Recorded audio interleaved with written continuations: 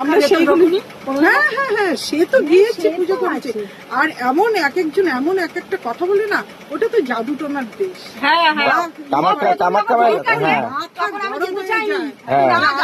কিন্তু কামাখ্যায় ওটা তা নয়। তাহলে তো আমার ছেলে হ্যাঁ হ্যাঁ, ফালতু কথা, এগুলো বাজে কথা। না, আমার ছেলে তো তাহলে কোনদিনই ভালো হয়ে যেত জাদু টোনার দেশ হলে। ছিল মানুষ কেন না, এটা এইখানেও না আছে হলো আপনার ইসে মায়াঙ্গে এখন নেই, সেটাও নষ্ট হয়ে গেছে। আরে মেঘালয় যে পরের থেকে কলিযুগ তো পাপে পরিপূর্ণ হয়ে যাচ্ছে। ওইসব কিছু নেই, এগুলো আমাদের মনেরই।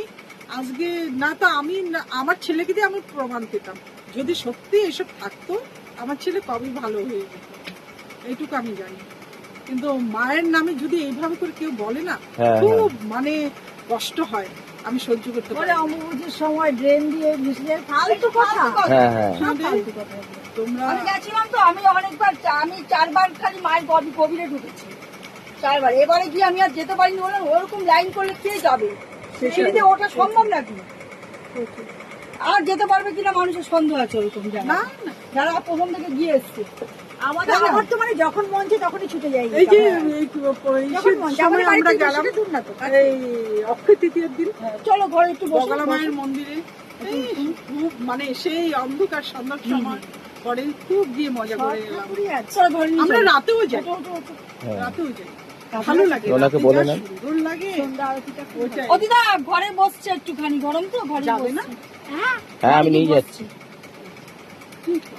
বলছি কি ওই ঘরে গিয়ে বসি, ওই রুমে গিয়ে বসবো, তুমিও আসো।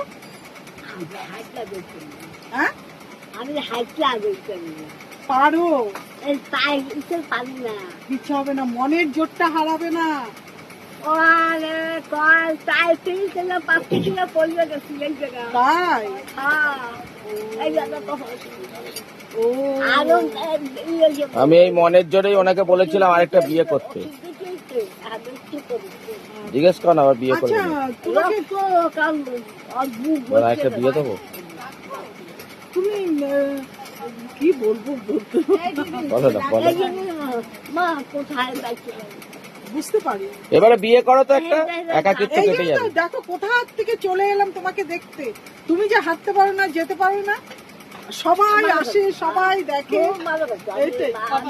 এটাই না তোমার সাথে না আছে পরিচয় না, ধরো, কিন্তু তুমি একজন বয়স্ক মানুষ, তাই তোমাকে দেখাটা মানে আমাদের সৌভাগ্য।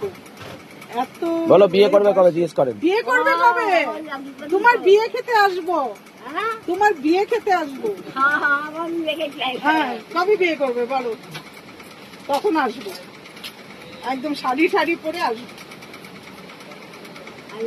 ঠিক আছে, ওই ঘরে বসে।